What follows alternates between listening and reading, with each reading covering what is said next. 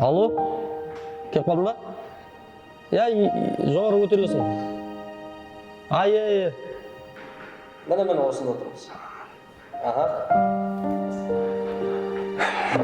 Қалайсыңдар? Қалайсың? Что там, қалайсың? Кешіктің ғой. Ой, мен жасым қалды. Не болды?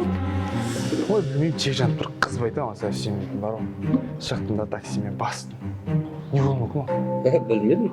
Оны сен біздің Талғатқа апаршы, как раз эстуда сен ғой. Кәдімгі өзіміздің дәкең ба? Иә. Ой, одан да құрсын, өзіміз істеп салайық. Қазір өзіміз істейміз деп, сенің машинаңа бірдеңе болып қалып, сосын біздер кінәлі болып қаламыз. Бәресінен аулақ дейсің. Одан да өзің аманына апар жейсің. Ладно. Ақша деген оба, я. Не болды? 2 күн болды, ыссы болды, тісім жаман ауырады. Неден екен, а? Қаралмайсың ба енді? Жазып қойдым, сол ертең бару керек. Корейш шығар. А жоқ, эмаль болар осы. Тоқтат. Сен нақты білесің ба, корейс эмаль екен, сен стоматолог емессің ба? Бірақ құрсын, стоматология бар ау үшін. Біз айта береміз ғой енді. Білмесеңдер айтпай ақ қойыңдаршы. Маған қараңдар, лудоманияның үкімі харам деп шығарып қойыпты. Әйтеуір, бәрі харам да? Соны айтамын. Ананы болмайды, мынаны болмайды дейді, соның бәрін қайдан дейді солар?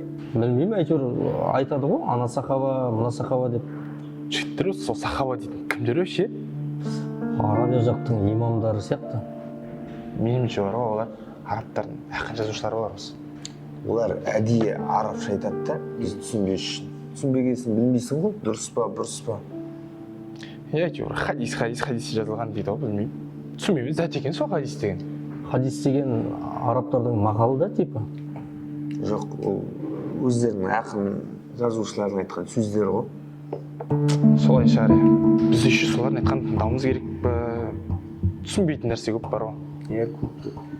Лучше бастартпай, кәдімгідей өмір сүру керек болды.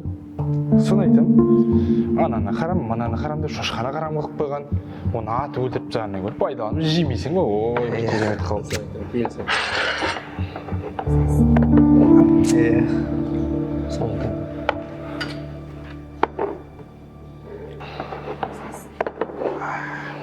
Ас болсын жігіттер.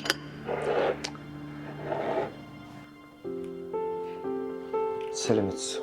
Сәлеметсіз бе? Мынаны қарап жүресі, түсінбей тұрғам. Сізді хирургқа 12-ші кабинетке жазып қойыпты. Барып күте тұрыңыз, өздері сізді шақыра қояды. Аха, рахмет.